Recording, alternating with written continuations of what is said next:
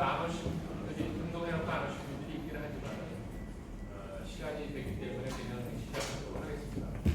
원래 우리가 진행을 7시부터 한 10분 정도는 권한 섭씨가 시작하는 차원에서 사람들이 조금 늦는 경향도 있고 해서 좀 가벼운 얘기로 시작을 하고 그 다음에 이제 본 발제로 들어가는데 아직 권한 섭씨 안 오셨기 때문에 바로 발제 들어갈 거고요.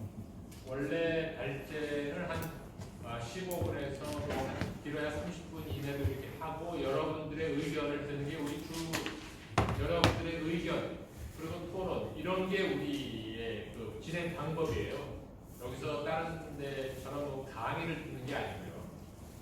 어떤 주제에 대해서 발의하시고 그 다음에 그거에 관해서 서로 생각을 공유하는 거 이게 우리의 방식입니다. 그런데 이제 오늘은 이제 우리 닥소 시스템의 양경란 상무님이 디자인 싱킹에 대해서 발표해 주실 건데 아예 이게 진행을 하면서 그때 여러분들하고 같이 대화를 나누면서 토론을 해가면서 그렇게 하겠습니다. 그렇게. 예. 자, 오늘 발제해 주실 닥소 시스템 23기 양경란 님입니다.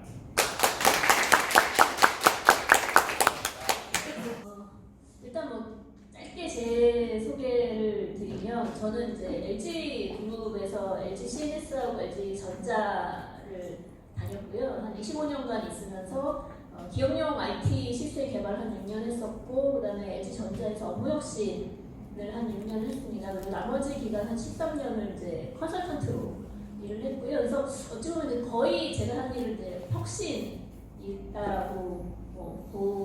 소개를 드릴 수 있을 것 같고요. 그리고 오늘 왜 제가 디자인 띵킹으로 발제를 하게 됐느냐에 대해서는 제가 2014년 10월인가 그 가트너 심포지움이라고 글로벌하게 가장 큰 그런 컨퍼런스를 참석을 했었는데 이제 그때 디지털 비즈니스가 이제 막 화두로 시작이 될 때였고요.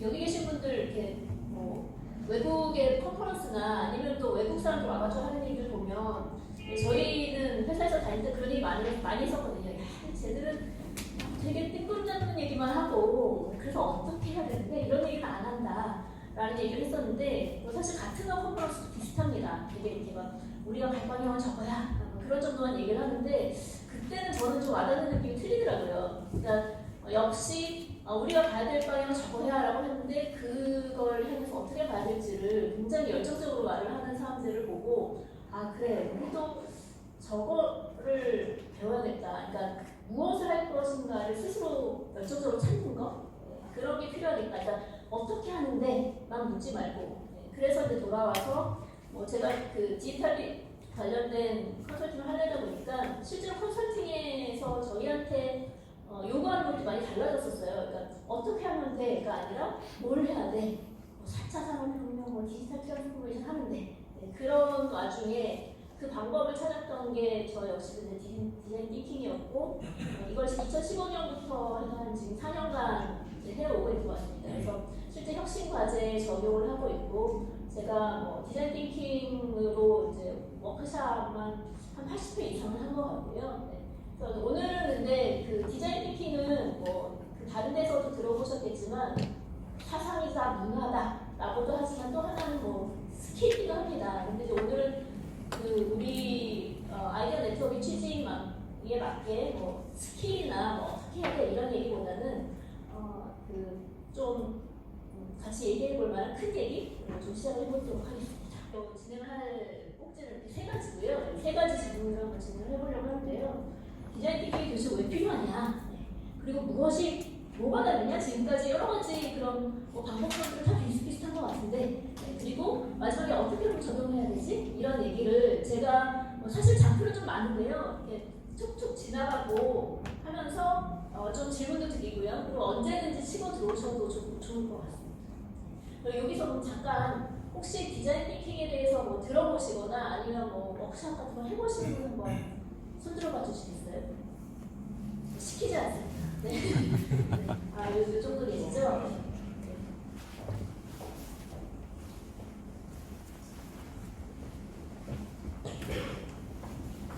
그러면 제가 던지는 얘기들을 조금 더 신선하게 받아들이시면서 같이 얘기하기에 좋을 것 같습니다. 자, 그래서 첫 번째가 디자인 थि킹이 왜 필요하지? 부터 좀 얘기를 하려고 하는데요. 잠깐 동영상 하나 보고 시작을 하겠습니다. 네. 이게 2050년의 세상은 이렇게 될 거야 라고 보여주는 영상인데요. 네. 한번 조금 지루할 수 있는데 잠시 감상해 보시죠.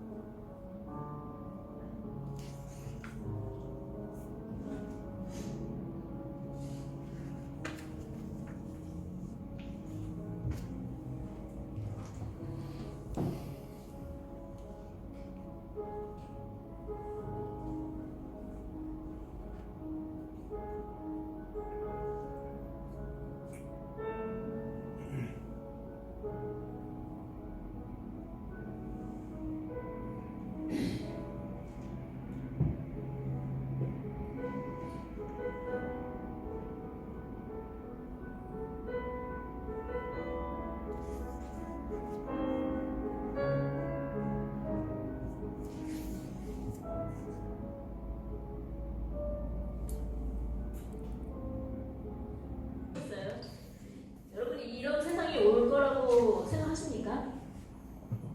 2050년이면 저도 잘하고 살고 있을 것 같긴 한데요. 네, 저는 분명히 올 거라고 생각을 합니다. 그것도 어쩌면 좀 더 빨리 올 수도 있을 것 같고요. 사실 보신 영상 중에 이미 나와 있는 기술들이 모든 걸 조합을 해놨지만 거의 모든 기술이 이미 실현 가능한 기술들이거든요. 네, 이런 세상은 올 건데 과연 우리는 무엇을 해야 하는가라는 거죠. 네, 그래서 이렇게 시작을 해보고 싶었습니다. 세상이 바뀌고 있다는데 어디서부터 시작을 해야 되느냐. 보통 지금까지는 저희가 이제 벤치마킹을 많이 했었죠. 남들은 어떻게 하는데 또는 뭐 이러겠습니다. 고객님 원하시는 게 뭔가요? 기업은 이제 그렇게 접근을 했었는데요. 일단 고객님도 지금 같은 상황에서는 본인은 뭘 해야 될지 모르는 거고, 벤치마킹 또한 그게 굉장히 서서히 바뀔 때, 그럴 때는 저게 남들은 저렇게 보니까 확실하게 성공을 했네 라고 검증을 하고 갈 수 있었지만, 지금처럼 속도라든가 그 변화의 안에 있는데 과연 벤치마킹이 가능할까라는 겁니다. 그래서 결국은 뭘 해야 될까를 우리 스스로 답을 찾아야 되는데 그걸 어떻게 하면 할 수 있을까라는 거로 좀 얘기를 풀어가려고 하고요.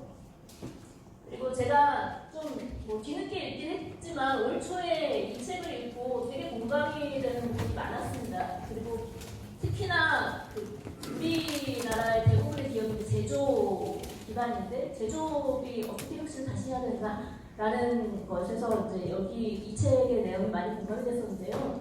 일단 개념 설계 역량이 필요하다. 그 서울대 이정동 교수님 이런 얘기를 하셨었고, 근데 개념 설계가 뭐냐라는 게 백지에 밑그림을 그리는 거다. 스스로 밑그림을 그릴 수 있어야 된다는 거거든요. 네, 그렇게 함으로써 세상에 없던 제품과 서비스를 새로운 개념을 제시하고, 그런 기업들은 스스로 새로운 산업을 정의하고 거기서 계속적으로 가장 먼저 하다 보니까 창의적인 시행착오를 통해서 그 업을 선도해 나가는 이런 선순환의 사이클을 도는 거지 않습니까? 그래서 그렇다면 개념 설계 역량, 그러니까 백지 위에 밑그림을 그릴 수 있는 그 역량은 어떻게 갖춰야 될까? 역시 저는 이 또한 디자인 띵킹이구나 라고 생각을 했던 거고요. 사실 이 책에서 이정동 교수님도 디자인 띵킹을 언급을 합니다. 그래서 그것도 저는 되게 반가웠었고요. 네. 또한 스티브 잡스도 이런 얘기를 했었다고 하고요. 무려 97년에 그것도 이제 개발자 포럼에서 고객 경험에서 출발해라. 기술은 뒤에서 찾아도 늦지 않는다.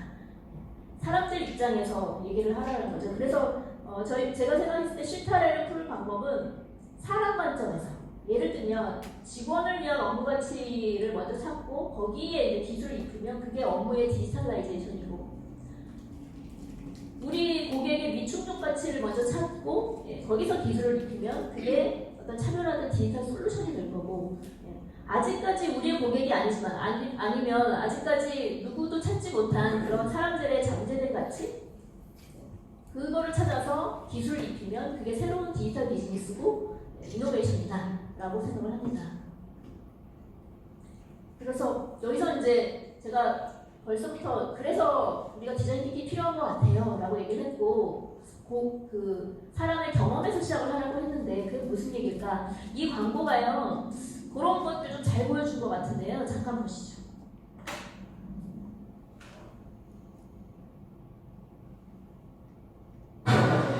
오빠가 살게. 아 진짜? 멤버십이랑 오빠 뭐예요? 잠깐만. 왜 없니? 뒤통수가 있다는데. 클릭이라면 당신이 있는 곳을 알아서 확인하고 쿠폰 할인, 멤버십 할인, 한눈에 보여주고 가장 많이 할인되는 카드까지 챙겨주고 여기요 알아서 챙겨주는 클릭. 네, 저 위에 질문이 있습니다. 사람들은 왜 스마트폰에 보면 모바일 지갑도 있고 그런 멤버십 앱 있잖아요. 그걸 왜 잘 쓰지 않을까? 혹시 여기 계신 분들 중에 나는 모바일 지갑 멤버십 앱 굉장히 잘 쓴다. 한번 손 들어보시죠. 안 시킵니다. 손만 드시면 됩니다.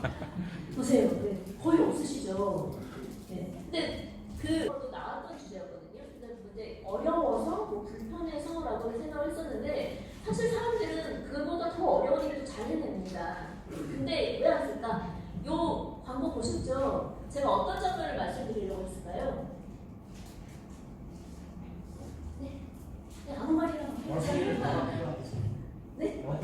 시간이 차서 아, 네. 접시 안 타면 안 된다.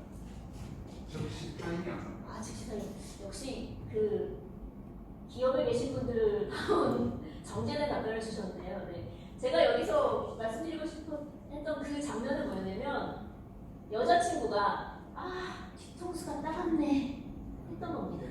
네. 사실은 그러니까 보고 잠깐 이제 어쨌든 찾아야 되잖아요. 네. 근데 그 잠깐 찾는 그 순간에도 뒤에 서 있는 사람들은 막 성질 급한데 씨 앞에서 뭐 하는 거야 이런 말이 들리는 것 같고 그러니까 뒤통수가 따갑네 그게 싫어서 어떤 경우에는 내가 이거 잠깐이라도 버벅대는 거 어떻게 아예 포기하는 그런 것들이 많이 있죠. 저 역시 그 모바일 교통카드 그러니까 그 카드 말고요 저 휴대폰으로 하는 거 초창기에는 이거 하다가 혹시 한두 번 안 찍히면 어떡하지? 그러면 기사님이 짜증낼 것 같은데 그러면 다시 카드를 또 가방에서 꺼내고 이 번거로움을 해야 되나 그런 두려움에 이걸 할까 말까 생각했었거든요. 여러분들 그런 생각 아시죠? 그만큼 의외로 뭔가 기능이 어렵다기보다 사람이 정서적으로 뭔가를 하기 불편해하는 그런 곳에서 그거를 찾아내는 게 작다 표현하기에는 혁신의 첫걸음이라고 생각을 합니다. 그런 경험이 있어요. 왜냐하면 우리 멤버 카드, 뭐 KT나 SK나 이런 멤버십 카드 있잖아요. 네. 근데 이걸 쓰려면 뭘 사고서 이걸 찾으면 시간이 걸려요. 그렇죠. 네. 그래서 미리 이걸 딱 찾아놓고 들고서 들어가요. 맞습니다. 네. 네. 그 저는 말씀하실 때 그런데 제 경험으로는 그 마트 가면은 요즘은 그런 거 안 하던데 이제 그 상품별로 500원 쿠폰 뭐 이렇게 그 즉시해서 주는 것들이 있잖아요. 네. 그 상품별로 주는 거. 그거를 물론 저는 그 알뜰주부도 아닙니다. 뭐 그렇긴 하지만 가서 계산대에서 안 쓰는 이유가 이거는 요거 해주시고 이거는 이거 해주시고 내가 막 주섬주섬 할 때 뒤에 주소의 사람들이 저를 찌려보면서 그렇게 아껴서 잘 살아보자 뭐 이런 말 할 것 같고 네 그런 것들이 실제로 모든 사람들이 심리 안에 있다는 거죠. 그래서 어떻게 보면 진짜 사람에 대한 고민에서 혁신을 시작한다 이런 사례들이 있다는 겁니다. 아마존 대시 버튼을 다들 잘 아시죠? 예. 저거 하나 버튼 꾹 누르면 그냥 주문 들어가는 거. 네. 저게 사실 대단한 기술은 아니거든요. 엄청난 것도 아니지만 굉장히 혁신이라고 생각하는 거는 바로 여기 옆에 보시는 저런 고객들의 니즈. 특히나 저걸 보면서 저는 또 생각했던 게 여러분도 그 생필품은 뭐 샴푸, 세제 이런 거는 특히나 똥 떨어지는 일이 더 많지 않아요? 네. 중요한 거면 내가 사야지 하면 딱딱 맞춰서 사는데 얼마 안 남았네 뭐 이러다가 내일 모레 사야지 하다가 마침 똑 떨어지고 그런 것들에서 페인 포인트를 잡아서 해결하는 사례라는 거죠. 미국에만이냐 사실 카카오 택시 역시도 저만 잘 쓰는 게 아닐 것 같은데요. 카카오도 역시 이미 그 콜이라는 제도가 있었음에도 불구하고 저런 그 불편을 해소를 해서 지금 그렇게 잘 나가고 있는 것 같고요. 불편의 해소만도 아니죠. 요즘 잘 나가고 있는 마켓컬리 아시죠? 전지현 사실은 그 전지현이 광고하기 이전부터 사실 잘 나갔는데요. 전지현의 광고로 지금은 그 주문을 될 수 없을 만큼 더 폭발적이라고 하는데 저것도 마찬가지입니다. 그러니까 그 온라인 배송은 뭐 빠르고 싸고 그게 아니라 저 같은 경우에는 사실 처음에는 그 20대 30대 젊은 여성을 타겟을 했었거든요. 내가 혼자 살지만 먹을 거 그래도 좀 챙겨 먹고 싶어 라고 했던 거. 근데 내가 장볼 시간은 없어 라든가. 그리고 사실 저 세대의 그 젊은 여성들이 외국에서 살다 와서 내가 예전에 거기서 먹었던 그런 그 고급 재료 그거 어디 사서 먹을 데 없나? 이런 여러 가지 니즈를 그걸 아무도 해결해주지 않고 있었던 것을 마켓컬리가 그것에 포커싱을 해서 굉장히 빠르게 성장을 했죠. 이런 얘기들을 말씀을 드린 거는 혁신은 뭐 여러 가지 방법이 있습니다. 그렇지만 사실 모든 그것의 중심에는 사람이 있기 때문에 이 사람에 대해서 이해를 하고 우리가 뭔가 문제를 재정의를 한다면 그게 혁신의 포인트가 다시 보일 수 있다는 거고요. 지금까지는 주로 혁신이라고 하면 우리의 기술 혁신, 우리 회사가 가진 기술로 더 고도화된 기술로 어떻게 혁신할 거야? 라고 했고 우리가 지금까지 하고 있는 비즈니스를 할 수 있는 게 뭐야? 라는 거에서 주로 진행을 했었는데 거기다 사람이라는 관점을 하나 더 가져가자라는 겁니다. 그러면 이제 남들이 보지 못한 그런 그 혁신의 기회를 발굴할 수 있을 거다라는 거고요. 그러니까 왜 필요한가? 저 되게 빠르게 이렇게 진행을 했는데 혹시 여기서 저거 근데 저게 단가? 뭐 이렇게 의견 있으시면 주십시오. 디자인 싱킹에 대한 너무 네, 지금부터 해야 될 것 같아요. 네. 네. 사람이라는 게 사람은 이게 아닌 것 같아요. 그러니까 문화, 사회, 정치 이런 것들이 내재되는 게 아닐까. 왜냐하면 같은 컨셉이라고 어느 문화에 어떤 사람들이 적용하는 사람 기품이다라고 하기보다는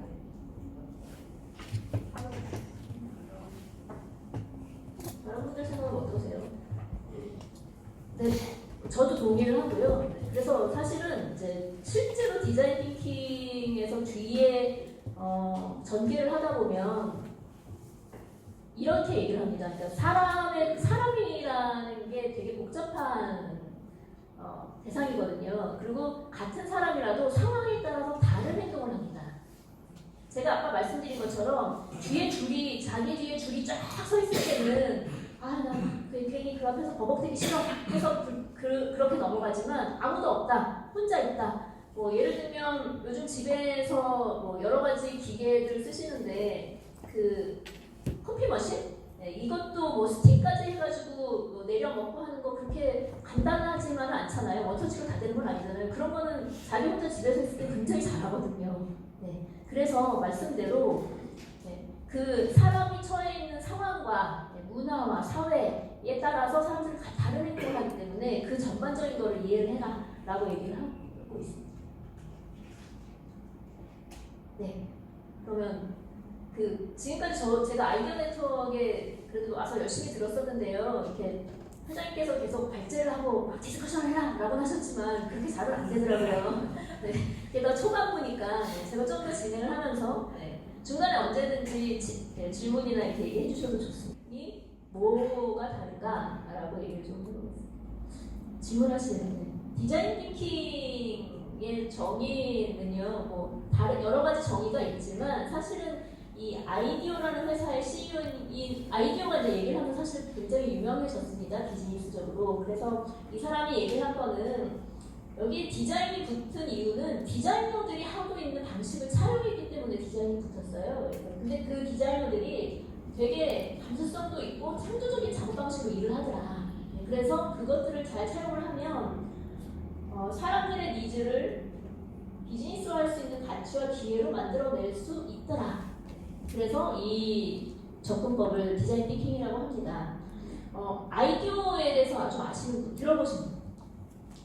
네, 아이디어는 아시는 대로 원래 제품 디자인 회사였거든요. 그래서 우리가 잘 아는 마우스, 뭐 오랄비 칫솔 뭐 이런 거를 하던 애들이었는데 얘네들 이 회사가 뭐 제품 디자인뿐만 아니라 그 이후에는 공간 디자인도 하고요. 그다음에 이제 자동차의 뭐 대시보드도 하고 그러다가 뭐 금융 상품도 개발을 해주고요. 지금은 비즈니스 모델을 만들어줍니다. 그래서 사람들이 보다 보니까 아니면 너네는 제품 디자인할 때부터 보니까 되게 창의적으로 뭔가 남들이 찾지 못하는 것들을 잘 찾아내서 하던데 그 비결이 뭐야? 라고 얘기를 했고 그걸 2008년도에 저 아이디어의 CEO가 하버드 비즈니스 리뷰에 우리가 하는 게 바로 디자인 띵킹이다. 디자인적 사고다. 우리가 하는 방식은 이렇게 어떻게 보면 디자이너들이 갑자기 어느 날 그래 이거야 이렇게 할 것 같지만 사실 굉장히 어떤 절차에 따라서 그 방식으로 하니까 늘 비슷한 수준의 그런 창의적인 작품들이 나온다 라고 얘기를 했었던 겁니다. 그래서 디자인 띵킹의 원조는 이게 뭐 중요한 건 아니지만 이렇게 보통 3개의 기관을 얘기를 합니다. 그래서 그 이후에 더 많이 퍼진 거는 스탠포드가 디스쿨을 하면서 혁신의 방법으로 그런 것들이 더 많이 얘기가 되고요. 사실은 2004년도에 이렇게 얘기 나오다가 한 2010년 뭐 이때쯤에는 회의적인 얘기도 많이 나왔었습니다. 이게 정말 효과가 있는 거야? 라고 했었는데 이제 2010년 넘어서 저것들을 차용한 기업들이 뭐 제가 뒤에 소개를 드릴 거지만 굉장히 비즈니스 성과도 내고 하면서 이런 디자인 띵킹적인 접근이 정말 효과가 있구나 라고 해서 2015년에 하버드 비즈니스 리뷰가 다시 한번 저 주제를 다룹니다. 디자인 띵킹은 확실하게 검증이 된 방법이다 라고 그렇게 하고요. 근데 이제 여기서 제가 이제 디자인이라고 하니까 뭐 제가 오늘은 우리 그 디스커션 자리이기 때문에 이렇게 아카데믹함으로 다 뺐거든요. 그래서 원래 디자인 하면은 아트라고 생각을 하잖아요. 네. 근데 아트가 아니다. 그러니까 디자인적 사고는 여기 보시는 것처럼 물론 이 직관적 사고를 가지고 가지만 분석적 사고랑 같이 두 개를 같이 겸해서 가져가자는 거고, 그리고 제가 아까 말씀드린 것처럼 저는 컨설팅에 기업을 대상으로 하는 혁신 과제에 이 디자인 띵킹을 썼습니다라고 말씀드렸는데 디자인 띵킹만 한 건 아니에요. 그러니까 물론 기존에 우리가 했던 그런 논리적 접근 방식을 쓰고 근데 그것만으로 다 되지 않더라는 거죠. 특히 기존의 이제 논리적인 혁신 접근 방식은 과거의 데이터 분석을 굉장히 많이 하거든요. 데이터를 분석해보면 그래서 앞으로 어떻게 될 것 같아 이런 예측을 하려고 하는데 우리가 지금 하려고 하는 디지털 트랜스포메이션이나 이런 그 새로운 뭐 우리나라의 4차 산업혁명을 얘기하는 이런 분야는 과거를 분석해서 미래를 예측하기가 굉장히 어렵다는 거죠. 그렇다면 과연 사람들은 어떨까? 사람들은 뭘 원할까? 이런 것들을 디자인 띵킹을 복합적으로 활용을 해서 우리가 혁신의 기회를 찾아내는 그렇게 접근하고 있었어요. 그래서 이제 지금부터 제가 이제 기존의 어떤 그 혁신의 방법론, 문제 해결 방법론하고 디자인 띵킹이 뭐가 다른지를 4개 꼭지로 말씀을 드리려고 해요. 그 첫 번째가 제가 계속 말을 하고 있는 사람 중심입니다. 휴먼 센터드. 그래서 뭔가 시작은 사람들이 갖고 있는 니즈, 바랄 것에서 출발을 해야 되고 그러려면 사람들의 니즈를 알고 이해를 하려면 엠퍼시, 공감이 핵심이다라는 거거든요.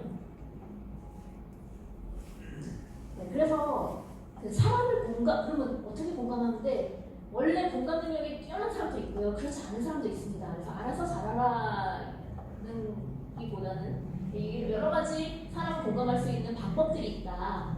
저기 보시는 데이터 분석에서부터 여기 보시는 실험까지. 여기서 얘기하는 실험은 그 과학적 실험이 아니고요. 심리학적 실험입니다.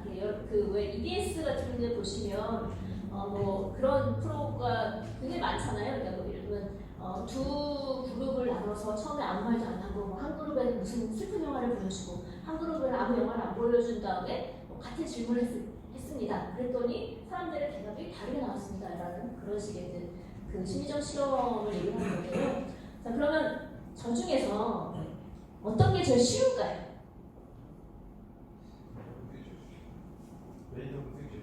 데이터 분석. 네, 또 다른 분들은 어떻게 생각하세요? 뭐가 쉬울까요? 체험. 관찰. 다 쉬우네요. 네, 다른 분들. 인터뷰가 쉬울 것 같은데요? 인터뷰 쉬울 것 같아요. 네. 오늘 사실 제일 의외의 답을 주셨고요. 데이터 분석. 네. 사실 제가 이 질문을 하면 대부분은 관찰 체험이 나옵니다. 네.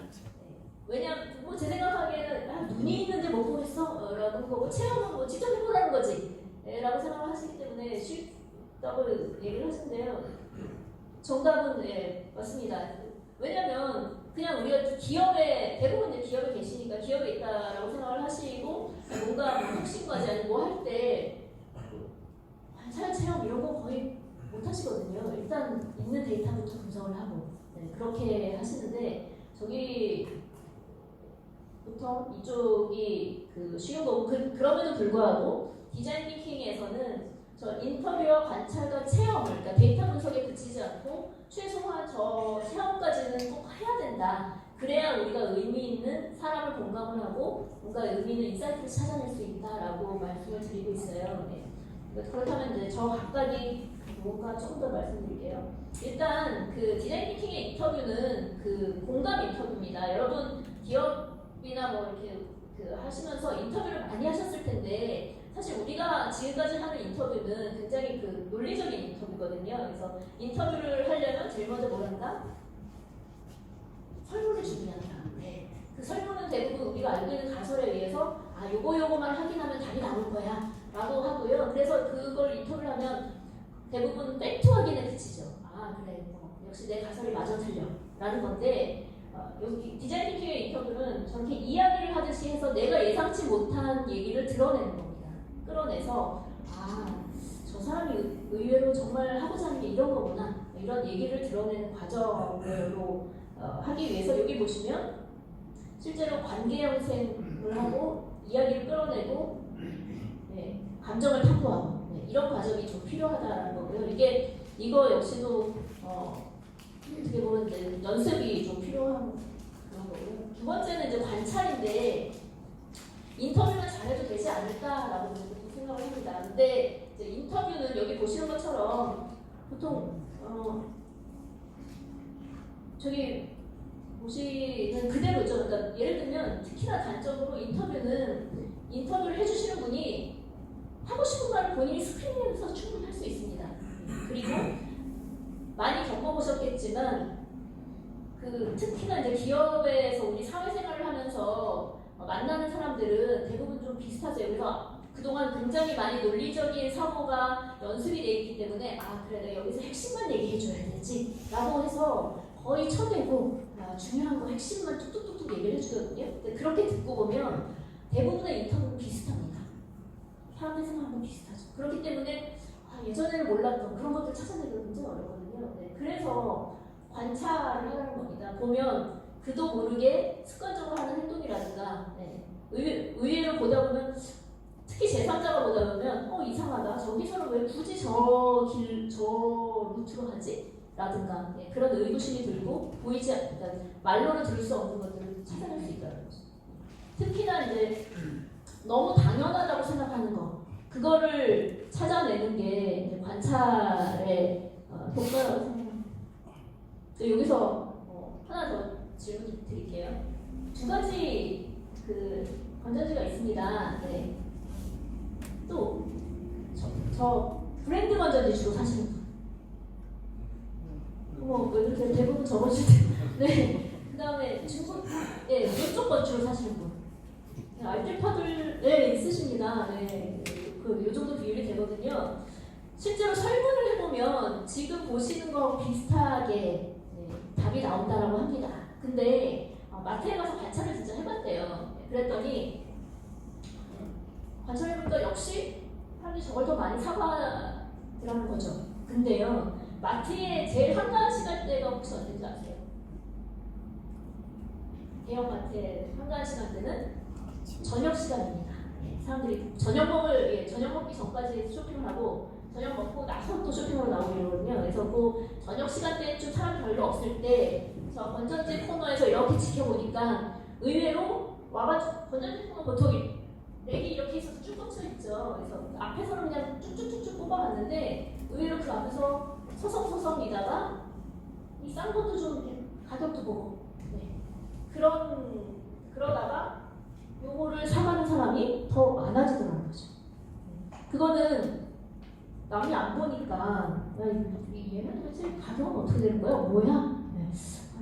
건전지가 또 뭐 기능이 뭐 또 얼마나 차이가 나겠어? 써보자 이렇게 가지고 간 사람들이 있다는 거 관찰을 통해서 보여준 거고요. 하나 더 질문 드릴게요. 제가 한 10초 정도 드리겠습니다. 관찰 한번 해보세요. 두 개의 사진이 있습니다.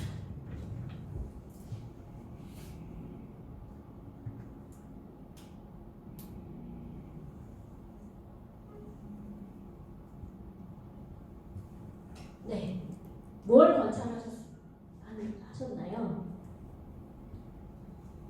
편하게 말씀해 주세요. 네, 손 안 들으셔도 됩니다. 막 말씀해 주세요. 힐튼 호텔 앞에는 네. 이렇게 그 이 여유 있는 분수 이런 게 있고 왼쪽에는 그런 게 하나도 바로 그냥 없다. 네. 없네. 좀 답답해.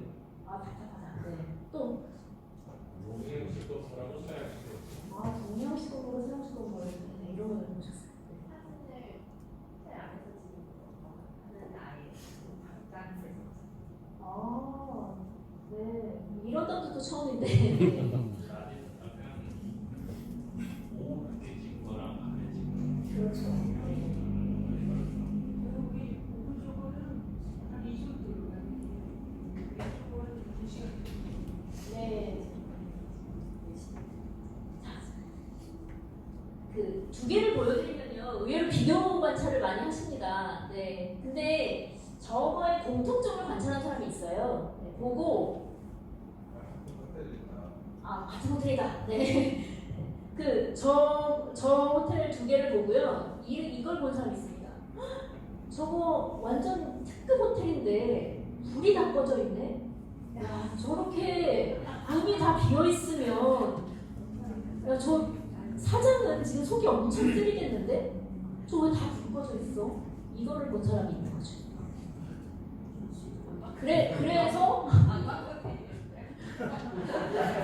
그래서 이 사람이 창업한 게 프라이스라이트닷컴입니다. 네, 아시죠? 그 호텔 역경매. 지금도 출장 되게 많이 다니거나 젊은 친구들은 이걸 쓰더라고요. 네, 그리고 제가 알기로는 저게 최초의 비즈니스 모델로 특허 등록이 된 사례이기도 하고요. 네, 그렇습니다. 그래서 아까 제일 처음 질문 드렸을 때 관찰 쉬울 것 같아 라는 게 눈으로 보이는 것만이 관찰이 아니거든요. 네, 그래서 제가 워크숍할 때는 실제로 관찰을 통해서 뭘 인사이트 찾아내는지 그런 것도 좀 많이 합니다. 또 다른 사례인데요. 이거는 제가 얘기를 아예 해드릴게요. 아까 이제 아이디어라는 회사가 뭐 별의별 걸 다 한다라고 했는데 뱅크 오브 아메리카가 그 저축 계좌 하나 만들어줘 하고 아이디어에다 의뢰를 했습니다. 얘네가 이미 이제 나름 내부적으로 이렇게 쭉 타스크를 해서 타겟도 다 정했어요. 뭐였냐면 주부를 좀 대상으로 하자. 주부가 원래 경제관념도 있고 뭔가 모으려고 하고 그런데 이상하게 주부들이 와서 계좌를 만드는 경우가 없더라는 거죠. 별로 없더라는 거죠. 그래서 이제 그걸 아이디어한테 의뢰를 했는데 아이디어는 물론 이제 인터뷰도 했지만 가정 방문을 합니다. 그래서 관찰을 했고요. 그래서 찾아낸 게 바로 이거. 네. 돈통. 네. 서양이나 동양이나 사람 사는 건 다 똑같은 거예요. 저희 집에도 저 동전통이 있거든요. 네. 있으시죠? 네. 저걸 봤고요. 근데 그럼에도 불구하고 인터뷰를 해보니까 주부들이 이렇게 얘기를 하는 거예요. 첫 번째, 저는 저축할 돈이 없어요. 네. 저기 이렇게 모여지고 있는데. 그리고 두 번째, 내가 사실 바쁜데 뭐 이것저것 하면 바쁜데 은행 갈 시간도 없어요 라고 얘기를 한 거죠. 그래서 나온 게 이 체크카드와 연계된 저축 상품입니다. 보시면 아시겠지만 외국은 지금도 현금 내고 그러니까 작은 돈은 현금으로 많이 쓰잖아요. 그러면서 잔돈 받는데 그 잔돈을 받지 말고 계좌로 다 넣어주겠다 라고 한 거죠. 그렇게 해서 대박난 상품이라고 합니다. 또 하나 사례 말씀드려볼게요. 네. 이것도 아이디어가 한 사례고요. 네. 어떤 의료 서비스 기관에서 이제 아이디어한테 의뢰를 합니다. 저런 거 만들어줘. 네. 간호사가 이렇게 다니면서 네. 모바일 펜에다가 바로바로 뭐 입력도 하고 확인도 할 수 있는 저런 거 만들어줘라고 했어요. 네. 그래서 아이디어가 이제 관찰합니다. 근데 정작 간호사의 상황은 저런 거죠. 네. 환자분 움직이시면 안 돼요. 뭐 참아보세요. 발버둥치는 거 잡아주고. 네. 그렇기 때문에 저렇게 간지나게 한 손에 패드를 끼고 다닐 수가 없더라는 거예요. 네. 그래서 나온 게 이겁니다. 고객은 저렇게 뭔가 팬시한 패드로 해서 만들어줘 했지만 저 상황에 따라서 오히려 이렇게 투박한 네. 하지만 한 손으로만 손가락 하나로만 조작해도 되고 아무데나 툭툭 던져놔도 네, 부서지지 않는 저런 것들을 만들어낸다는 거죠. 관찰을 통해서 라고 걸 말씀드리고 싶어서 얘기를 드린 거고요. 세 번째는 체험입니다. 우리가 지금 얘기하고 있는 게 이제 사람 중심으로 접근을 해야 되고 공감을 해야 된다라고 말씀드렸거든요. 네. 근데 공감의 가장 좋은 방법은 사실 똑같은 걸 겪는 거죠. 네. 여기 보시는 것처럼 엉덩이에 똑같이 화살을 맞고 아프냐? 나도 아프다. 이게 그 가장 좋은 공감인데 그렇게 똑같은 상황을 항상 경험하기 어렵기 때문에 이런 체험을 해보자는 겁니다. 그래서 여기서 얘기하는 그 체험은 그냥 자기의 입장에서 직접 체험을 해보려는 게 아니라 내가 해야 뭔가 혁신을 해야 되는 타겟, 고객이라고 말하자면 그 고객의 입장에서 체험을 해보라는 거죠. 그래서 가장 대표적인 사례로 만약에 애들을 위해서 뭔가를 하는 거라면 가서 이렇게 체험을 해보지 말고 애들 이렇게 나서나서 어떻게 보이나 그렇게 체험을 해보라는 얘기입니다. 그거의 대표적인 분이 이분이고요. 패트리시아 무어라는 산업 디자이너인데 이분이 이런 젊은 나이에 이렇게 80세 노인 변장을 하고 무려 3년을 살았다고 합니다. 제대로 된 체험을 하기 위해서.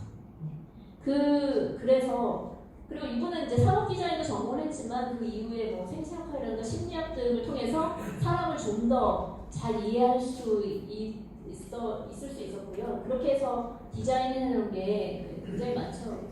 사실은 이제 GE가 가전을 안 하기 이전에 한참 할 때 GE의 대표 디자이너이기도 했습니다. 네.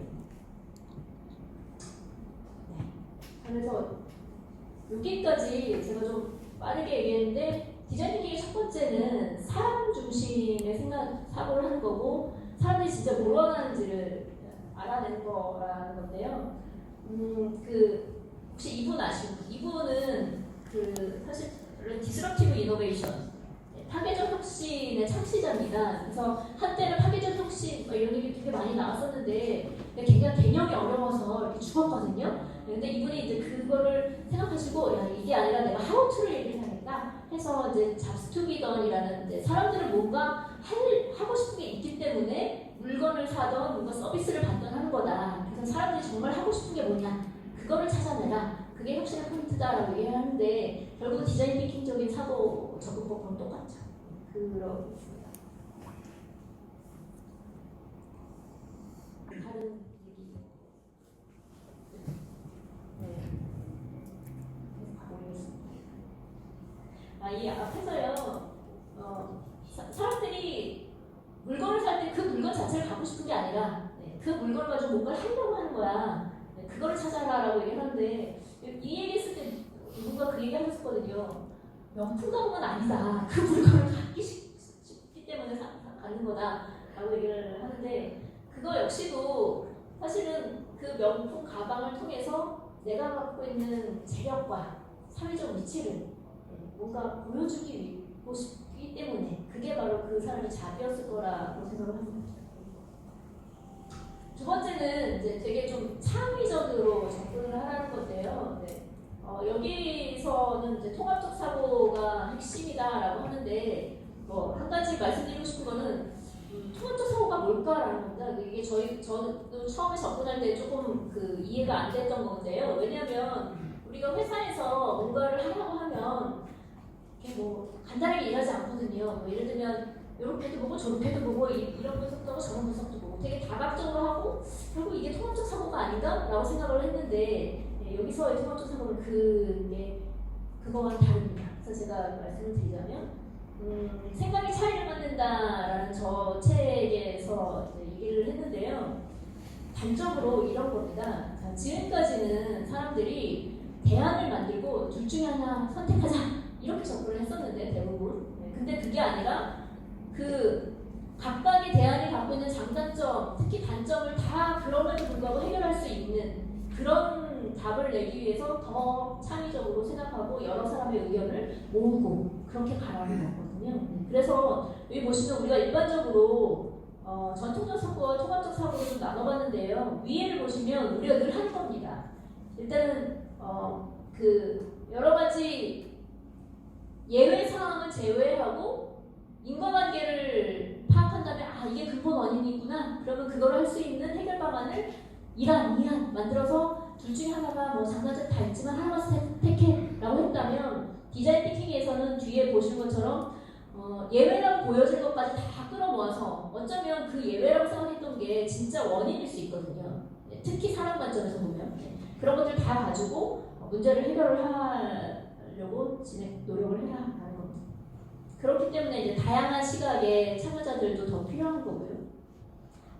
그래서 뭐 결론적으로 짬뽕이야 짜장이야 뭐 이렇게 둘 중에 하나 꼭 선택해가 아니라 짬짬한 것 같은 저걸 다 아우를 수 있는 아이디어를 만들어내라 라는 게 디자인 थि킹이고 이거는 굉장히 노력이 필요한 것 같아요. 그래서 디자인 थि킹을 한다고 해서 갑자기 뭐 좋은 아이디어가 막 튀어나오네 이런 게 아니라 계속 트라이하고 그런 사실은 뭐 노력이 많이 들어가는 건 사실입니다. 여기서 그래서 짬짬하게 디자인 थि킹으로 나온 거냐? 그건 아닙니다. 네. 이거를 어떻게 양자택일이 아니다라는 걸 어떻게 기억에 남게 해드릴까 해서 그냥 제가 가져온 거.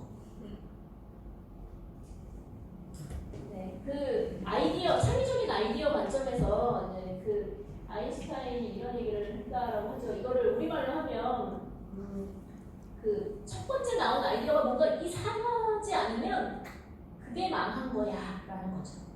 첫 번째 나오는 아이디어는 뭔가 되게 이상하고 야 말도 안 돼 그런 건데 그거를 발전시키고 다듬고 결국은 그거를 해낼 수 있는 그런 것들을 만들어봤을 때 혁신으로 갈 수 있다.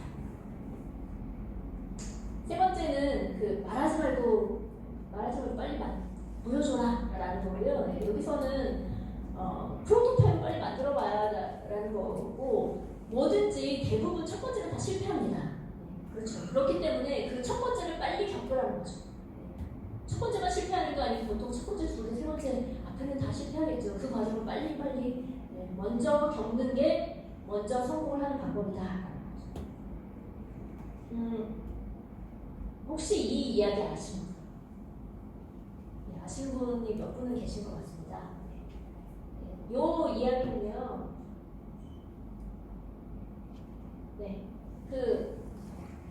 어떤 분이 아프리카를 갔습니다. 아프리카 아이들이 애들이 물을 길러 다녀요. 그것도 물도굴이고 굉장히 먼 길을 걸어서 다니더라는 거죠. 그래서 이걸 어떻게 해결을 해줄까라고 해서 되게 좋은 아이디어로 나온 겁니다. 그래서 애들이 이렇게 막 놀면 그게 펌프가 돼서 물을 길어올리는 거죠. 그래서 와 정말 좋다 해서 엄청난 펀딩을 받습니다. 그래서 이제 아프리카에 1,800개를 설치를 했다고 해요. 저거는 2003년인가 그런데 유튜브에도 나와 있습니다. 유튜브에는 뭐가 나와 있냐면 와 굉장히 좋은 아이디어입니다. 그래서 이제 저거를 전개하는 그 프로그램 활동 그게 나와 있는데요. 했으나 실패합니다. 2년 후에 가보니까 저게 다 폐허가 돼 있더라는 거죠. 왜일까요? 아시는 분도 계시고. 여기 이런 여러 가지 이유가 있었는데요. 제일 중요한 건 저 마지막 거. 아프리카 애들이 밥도 잘 못 먹는데 땡볕에 야 그러면서 저걸 돌리고 놀지 않더라는 거죠. 처음에 방송국에 가서 갔을 때는 애들이 와 하고 저기 붙어 있었습니다. 근데 뒀더니 거기서 막 신나게 뛰어놀지 못하더라는 겁니다. 그래서 저거는 무용지물이 됐고요. 근데 그럴 수 있죠. 일단은 관찰도 좀 안 됐던 것 같고, 근데 무엇보다도 1,800개나 설치하기 전에 한두 개만 해봤었더라도 저렇게 큰 비용을 이미 들이고 실패하진 않았을 거다라고 생각을 하는 거죠. 그런 관점에서 이분은 이렇게 뻔뻔한 말씀을 하셨습니다. 나는 실패한 게 아니라 만 가지의 안 되는 방법을 알아낸 거다라고 얘기를 해주죠. 진짜 의미가 있죠. 네 번째 특징은 반복입니다. 사실 앞에 빨리 한번 해봐라라는 거하고 연결이 되는 건데 그러면서 좀 계속 반복을 좀 하는 거고요. 대부분은 이렇게 하죠. 야, 우리는 멋진 자동차를 만들 거야. 그래서 이제 그 길로 굉장히 많은 돈과 시간을 들여다갑니다. 근데 반복이라는 거는 여기 밑에 보시는 것처럼 자 일단 굴러가는 것부터 일단 만들어봐. 뭔가 불안하네. 손잡이라도 만들어 넣자. 그러다 보니까 이게 좀 더 그 전동으로 하면 좀 더 편하지 않겠어? 성능도 높이고 이렇게 가는 이 과정이 계속 반복이죠. 해보니까 뭐가 불편하고 뭐가 더 필요했다. 그렇게 하라는 게 반복입니다. 그래서 디자인 띵킹 자체도 여기서 보시는 것처럼 일단 그 관찰을 하고 앞에서 말씀드렸죠. 그 다음에 뭔가 인사이트를 가지고 아이디어를 내서 프로토타입 만들고 테스트해보면서 아 이게 뭐가 부족하구나, 네, 정말 필요한 게 뭐구나 라는 걸 통해서 계속 반복을 하는 사이클로 가야 된다라는 겁니다. 네. 그래서 그 아이디어 디자인 띵킹은 뭐 아이디어가 원조이기 때문에 여기서 벗어나기는 좀 어려운데 아이디어의 설립자가 이제 뭐 아무리 완벽한 계획도 현명한 시도와 실패를 이길 수는 없다라고 얘기를 했다라고 하고요. 제가 요거를요 그 기업 회사 기업 고객한테 이렇게 많이 얘기를 하는데요. 이제 요즘 되면은 저거는요 가서 사장님한테 말씀을 좀 해주세요라고 얘기를 하거든요. 여기는 그런 위치에 계신 분들도 좀 계실 것 같은데 네. 사장님의 변화가 필요합니다. 자, 그래서 이제 디자인 띵킹 오늘은 뭐 제가 프로세스를 얘기를 하거나 그뭐 구체적인 툴을 말씀드리는 건 아닌데 이렇게 5가지 단계가 있거든요. 그래서 첫 번째 단계가 사람을 이해해야 되니까 공감입니다. 그 공감에서 사람에 대한 통찰에서 시작을 해야 된다는 거고요. 그 다음에 이제 그 고업을 통해서 새로운 시각으로 문제를 재정의를 할 수 있어야 됩니다. 우리 스스로가 문제를 재정의하는 거. 그게 제가 앞에서 얘기했던 축적의 시간, 축적의 길에서 얘기하시는 설계 역량인 것 같고요. 백지에서 처음에 그림을 그릴 수 있는 그 역량인 것 같아요. 그리고 아이디어 단계에서는 물론 그 디자인 띵킹 좀 아시는 분들은 역시 뭐 브레인스토밍이라든가 이런 방법을 쓰는데 근데 궁극적인 목적은 그래서 대안이 나오면 둘 중에 하나자가 아니라 그럼에도 불구하고 우리가 정말 해결하려는 문제를 궁극적으로 해결하려는 그런 아이디어가 나올 때까지 계속 창의적으로 접근을 하자라는 거고요. 다음에 빠른 시도와 시행착오 그리고 그 과정을 통해서 스타트 발전하는 이테레이션을 통해서 이게 지금까지 말씀드린 디자인 띵킹의 특징이 뭐가 다른가라는 거고요. 저는 이거를 또 이렇게 우리가 알고 있는 프레임에서 보면은 사실 비슷하잖아요. 모든 문제 해결이 앞에 뭔가 배경을 이해하고 문제가 뭐구나 정의를 한 다음에 문제 해결할 수 있는 아이디어를 내고 그걸 한번 만들어보고 이게 굉장히 비슷한데 가장 다른 거는 앞단계라고 생각합니다. 엠파사이즈. 그 사람 관점에서 특히 제가 여러 번 질문으로 말씀을 드렸던 관찰을 하고 직접 그 고객의 입장에서 체험을 하고 그리고 기존의 방식이 아닌 공감 인터뷰로 사람들이 원하는 게 이거보다 나는 몰랐는데 의외로 사람들이 이렇게 행동을 하는구나 그런 것들 진짜로 미래에 아까 2050년 영상 보셨는데 그 중에서 어떤 거는 정말 사람들이 원하는 모습일까요? 또는 그런 멋진 영상에 나와는 있지만 야 저렇게 살고 싶진 않다. 그렇게 할 거는 뭘까요? 그런 것들을 엠퍼사이즈 사람 관점의 접근을 통해서 찾아내는 거. 그게 디자인 띵킹이 가장 다른 거라고 생각을 하고요. 아이디에이션 단계에서는 계속 말씀을 드리지만 남자택 일이 아닌 계속 궁극의 답을 찾아내는 접근이다라고 생각합니다. 네.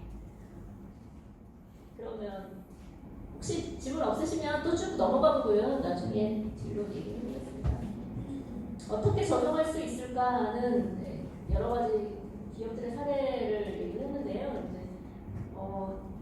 우리는 그 디자인 띵킹, 디자인적 사고가 내재화돼 있어라고 말하는 기업들입니다. 여기 보시면 잘 아시는 기업들 쭉 나와 있잖아요. 이 기업들의 비즈니스 퍼포먼스가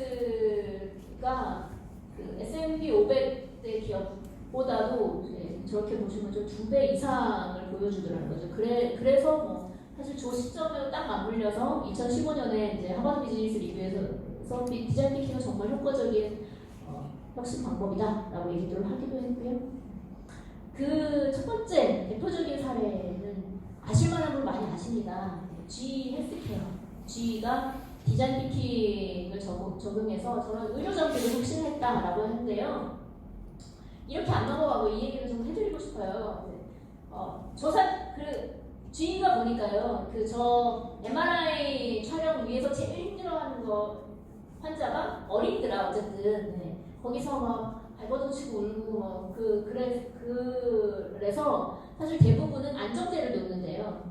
그 안정제를 놓고 찍어야 한다는 그 사실에서 부모들은 굉장히 가슴도 아프죠. 네, 그렇게밖에 할 수 없는데 그래서 이렇게 이제 디자인을 바꿨는데요. 이제 저걸 보면 저거는 애들 하면 원래 캐릭터인데 저거 굳이 디자인 थि킹을 안 해도 저렇게 나오지 않을까? 라고 생각하실 수 있잖아요. 근데 저기에 스토리가 조금 더 있습니다. 저렇게 해놓고 아이를 눕힌 다음에 보통 이렇게 마이크로 하잖아요. 숨 쉬세요, 이제 숨 참으세요 그거 하잖아요. 하기 전에 이럽니다. 자, 우리 이제 모험을 떠날 거야. 네가 잠시만 숨을 참으면 가만히 있으면 나쁜 악당을 빨리 누리칠 수가 있어. 라는 말만 했는데 그 애가 놀랍게도 가만히 있더라고 합니다. 물론 아닌 애들도 있겠지만 대부분이. 그래서 이게 성공 사례로 얘기가 되고요. 그러면 물론 환자를 안심시킨 것도 있지만 사실 저희 비즈니스 퍼포먼스로 연결이 됐거든요. 저희 보시는 것처럼 발버둥 치고 힘들어하는 시간을 줄이니까 시간당 훨씬 많은 MRI 촬영을 할 수 있었고 원래 병원들이 돈 버는 게 저런 거잖아요. 네. 병원도 돈을 벌고. P&G는 너무 잘 아시는 사례입니다. 2004년, 5년부터 P&G도 성장이 멈췄죠. 그래서 이제 이 CEO가 고민하다가 그래 디자인적 사고로 접근을 하자. 고객에서부터 혁신의 포인트를 찾자. 이렇게 해서 다시 성장을 합니다. 그렇게 해서 얘기를 했고요. 여기에서 재밌는 거는 P&G가 워낙에 이제 소비자 제품이기 때문에 사람들이 정말 뭘 원할까 이렇게 혁신하는 거 너무나 당연했고요. 근데 이 내재화되다 보니까 여기 보시는 것처럼 신제품 개발뿐만 아니라 전략 유통, 그다음에 오퍼레이션 엑설런시 등을 위한 여러 가지 비즈니스 이슈를 가지고도 내부적으로 디자인 थि킹 워크숍을 통해서 해결을 했다라고 하고요. 제가 한 사례 중에서도 예를 들면 우리 조직의 진짜 문제는 뭘까? 우리가 일하는 방식은 정말 어디를 바꿔야 되지? 라는 그런 주제로도 디자인 थि킹 워크숍을 했었습니다. 그렇게 하다 보니까 정말 사람들이 그러면 회사 왔을 때 진짜 어떤 모습으로 일하고 싶어? 그런 것들을 찾아내기도 하고요. 펩시도 마찬가지 사례입니다. 펩시의 CEO가 디자인적인 접근이 필요하다라고 했고요. 근데 여기도 이제 인터뷰 스토리가 있는데 처음에 디자인적 사고가 중요하다라고 이제 CEO가 얘기를 했더니 직원들이 네 알겠습니다 하고 이 패키지 디자인을 이렇게 저렇게 컬러도 바꿨다가 색깔도 바꿨다가 컬러가 색깔이죠. 글자체도 바꿨다가 이렇게 바꿔오더래요. 그래서 아니 이 디자인이 아니라 고객이 진짜 우리 제품을 먹을 때 뭐가 불편하고 정말 어떤 경험을 하는지 그런 게 중요하다라고 얘기를 했던 거고요. 그렇게 나온 것 중에 사례 중에 하나가 얘입니다. 도리토스 보통 일반적인 포장 뭔지 아시죠? 봉투. 그쵸? 네. 봉투에 있는 거 먹다 보면 어떠세요? 다들 대부분 어떤 경험을 하시죠? 왜 그러세요? 한두 마디 좀 해주시죠. 네. 봉투에 있는 칩을 먹다 보면 먹고 나면 보관이 제대로 안 돼요. 네. 먹는 먹고 나면 보관도 어렵죠. 네. 먹다 남은 거 보관도 어렵고 손이 끈끈해지고 시끄러워. 여기 자꾸 흘리고 그리고 특히 마지막에 남편이나 아들이 이렇게 털어먹고 나면 지저분해지고 그런 게 사실 여자들은 그래서 집에서 이렇게 막 편하게 먹을 때는 모르지만 나머지 잘 안 먹는데요. 그래서 여대생들이 많은 그런 데는 보니까 특히나 안 팔리더라는 거죠. 그래서 저런 캔을 사실 또 여성용 캔이라고 붙인 건 아닙니다. 예, 저런 포장을 바꿨더니 굉장히 여자들이 저런 것들 많이 사가더라. 다이슨도 예, 대표적인 디자인 띵킹을 적용한 기업인데요. 여기는 뭐 그 보시는 것 예, 무엇보다도 더 의미 있는 거는 이 그 청소기를 만들기 위해서 5,000개의 프로토타입을 만들었었다는 거. 굉장히 많은 시도를 했었다는 거고요. 제임스 다이슨이 자기 직원들에게 이렇게 말을 한다고 합니다. 다이슨의 직원들 대부분 어디 출신? 뭐 전공이 뭘까요? 엔지니어죠. 네. 그래서 막 기술은 되게 좋은데 그 엔지니어들한테 이렇게 말합니다. 자, 책상에서 일단 만드는 게 중요한 게 아니라 무심코 지나친 일상의 문제를 해결해야 된다. 그 문제를 찾아내고 그거를 제품 개발을 할 수 있도록 나가서 다양한 경험을 해라 라고 얘기를 한다고 합니다. 비자, 이게 금융이고요. 비자도 사실 굉장히 이미 몇 년 된 겁니다. 그러니까 그 디지털 트랜스포메이션의 쓰나미를 제일 먼저 맞은 산업 중에 하나가 금융이고 유통이지 않습니까? 네, 그래서 쟤는 저기도 야 사람들이 더 이상 이 플라스틱 카드 안 쓰고 뭔가 그러면 우리 뭘 해야 돼? 라고 해서 이제 디자인 띵킹 워크숍을 통해서 앞으로의 금융 라이프는 어떻게 바뀔까? 그거부터 시작을 한 거죠. 네, 그러면 우리가 뭘 해야 되지? 라고 진행을 했다고. 제약도 파이자도 이런 걸 했었고요. 근데 저는 얘가 의미 있었던 게 제가 뭐 잘은 모르지만 그 LG에도 생명과학이라고 제약이 있었거든요. 그래서 들어보면 제약은 그 제품 개발 라이프 사이클이 어느 정도 되는지 아시죠? 네, 20년 네, 이렇게 되잖아요. 네, 그렇기 때문에 사실 빠른 혁신 이런 게 중요한 회사가 아니라고 생각을 했습니다. 그리고 또 하나는 우리는 특효약만 딱 개발하면 그거 대박 쳐가지고 예, 라이센스로. 근데 사람들 보면 아무리 약을 먹어도 안 고쳐지는 사람들이 있더라는 거예요. 왜냐면 그 약을 먹는 동안 다른 행동들이 생활 습관이 좋지 못하기 때문에. 그래서 실제로 특효약을 만드는 게 아니라 사람의 병을 고치기 위해서는 뭘 해야 되나. 그래서 얘네라고 뭐 여기 파이자 없으시죠? 이 회사는 여기 스마트 디바이스, 그다음에 IBM 왓슨의 빅데이터 분석까지 해서 사람마다 처방을 달리해야 될 것 같아 라든가 스마트 디바이스로 약 먹는 걸 관리해줘야 될 것 같아 이런 것들을 했다는 겁니다. 우리나라 기업도 있어요. 그래서 이 신세계 같은 경우가 신세계 외에 이렇게 디자인 띵킹을 아예 바꿨더라고요. 네. 근데 여러분 뭐 저랑은 전혀 관련이 없는 기업이지만 그 신세계가 나름 잘하고 있는 것 같지 않으세요? 이게 유통이 뭔가 물건을 사는 장소가 아니라 거기서 삶을 경험하고 즐기는 장소로 굉장히 잘하고 있는 데는 저런 것들이 나름 내재화되어 있는 게 아닐까 생각합니다. SK는 뭐 워낙에 좀 빠르게 도입을 해서 이미 많이 적용을 한 회사고요. SK도 새로운 시도를 굉장히 많이 합니다. 여러분 혹시 SK? 네. 그런데 제가 이 얘기를 하면 저희 특히 그 임원분들은 이런 말 SK 계세요? 없으신 거죠? 저희 임원분들은 이렇게 하시더라고요. 그러니까 걔네들이 헛돈을 많이 쓰잖아. 네. 뭐 이것저것 혁신한다고. 네. 근데 저는 그게 의미 있다라고 생각을 하거든요. 네. 수용할 만하다면 앞에도 말씀드렸지만 한두 개 해서 한두 개가 다 성공하라는 보장은 100% 없지 않습니까? 네, 그러니까 사실은 10번, 100번을 한 것 중에 5개, 10개가 성공을 하는 거 아닐까 생각을 하고요. 삼성도 저 하버드 비즈니스 리뷰에서 외국 사람들은 물론 여기 저보다 더 잘 아시는 분이 계시겠지만 한국 기업이 아무리 유명하다고 알고는 있었지만 저렇게 애플하고 맞짱을 뜨리라고 사실 생각을 못했었나 봐요. 그런데 삼성이 애플하고 맞짱을 뜨게 된 쟤네들의 원동력이 뭐야? 라는 걸 보면서 쟤네도 디자인적인 사고를 굉장히 잘하는 애들이라고 얘기를 했고요. 저는 요것도 의미 있는 것 같아요. 제가 LG에 있었으면서 물론 경쟁사였지만 지금은 이제 아무 상관이 없습니다. 네. 근데 이렇게 얘기를 했더라고요. 삼성이 제품 만드는 회사잖아요. 제조 회사인데 여기 보시면 제품이 하드웨어뿐만 아니라 소프트웨어, 서비스, 경험 등을 다 포함한 지식 체계다. 그 결국은 제조는 두 번째 줄을 보시면 개념 만들기죠. 경험 만들기라고 생각을 했다는 거가 네.